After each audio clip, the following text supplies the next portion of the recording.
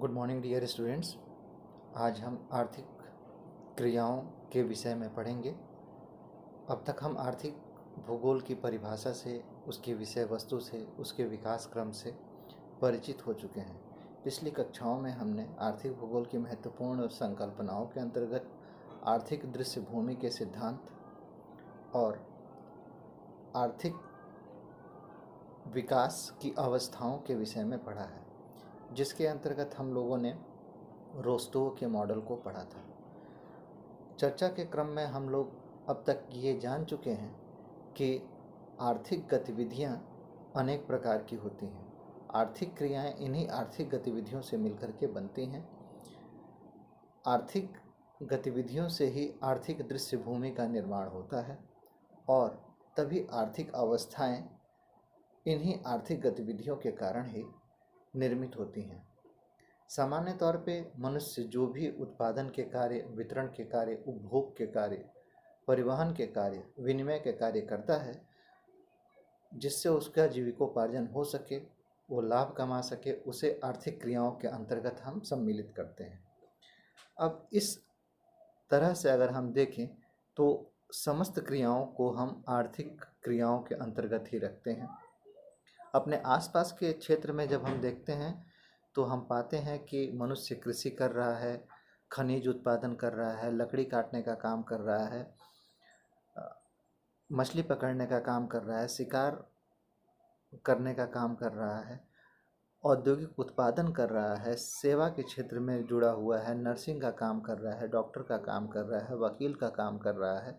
विभिन्न प्रकार के आर्थिक क्रियाकलाप मनुष्य के द्वारा किए जा रहे हैं। इन्हीं आर्थिक क्रियाओं के फलस्वरूप हमारे आर्थिक दृश्य भूमि का निर्माण होता है।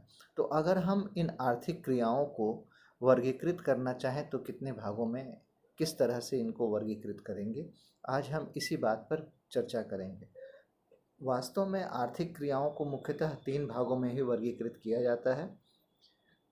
पहला, प्राथमिक आर्थिक क्रिया, जैसा कि नाम से स्पष्ट है कि इसमें उन आर्थिक क्रियाओं को सम्मिलित किया जाता है जो मनुष्य ने प्राथमिक सभ्यता के विकास के क्रम में सीखी थी, जैसे मछली पकड़ना, पशुओं का शिकार करना, कंदमूल एकत्रित करना, आदिम तरीके से खेती करना, जिसको हम झूम कृषि भारत में कहते हैं। इस तरह की जब गतिविधियां की जाती हैं तो उनको हम प्राथमिक आर्थिक क्रियाओं के अंतर्गत रखते हैं।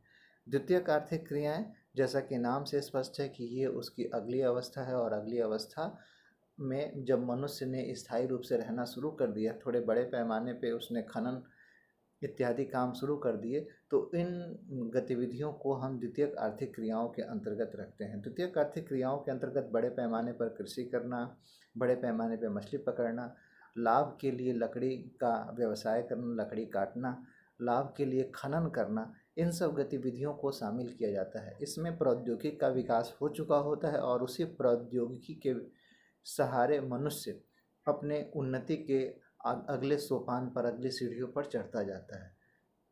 अब आते हैं तृतीयक आर्थिक क्रियाएं, टर्शियरी एक्टिविटीज़।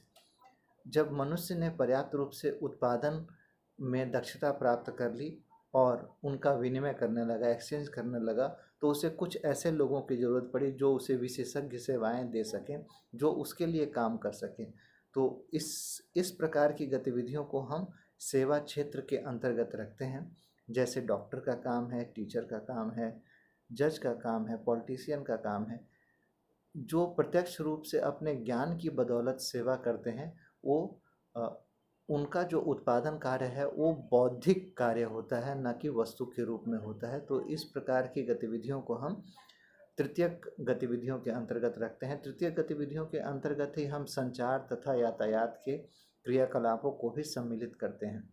बाद में विद्वानों ने इस सेवा क्षेत्र को, तृतीयक आर्थिक क्रियाकलापों को, जैसे जैसे हमारी सभ्यता का विकास होता गया, हमारी सभ्यता विस्तृत होती गई, तो हमने ये महसूस किया कि हमारी सभ्यता में हम सभी गतिविधियों को तृतीयक के अंतर्गत ही नहीं रख सकते। तो इन्हीं तृतीयक गतिविधियों को पुनः 2 वर्गों में वर्गीकृत कर दिया गया, जिन्हें हम चतुर्थक गतिविधि और पंचमक गतिविधि के अंतर्गत पहचानते हैं, इनको जानते हैं।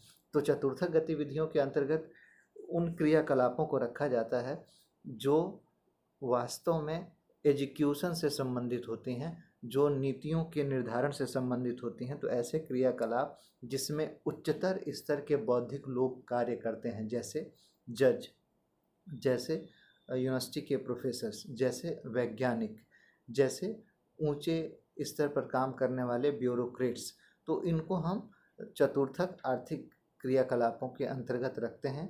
इनकी सेवाओं को हम क्वार्टरली एक्टिविटीज़ में आइडेंटिफाई करते हैं, उनको चिन्हित करते हैं।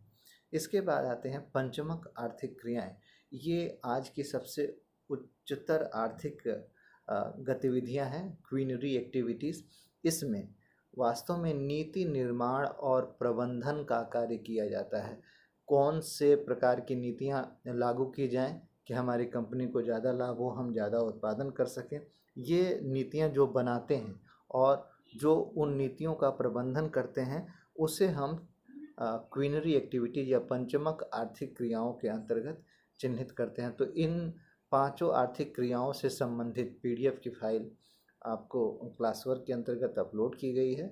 आप उसे पढ़ लेंगे और उससे संबंधित प्रश्न जो दिए जाएंगे उसको आप हल करेंगे।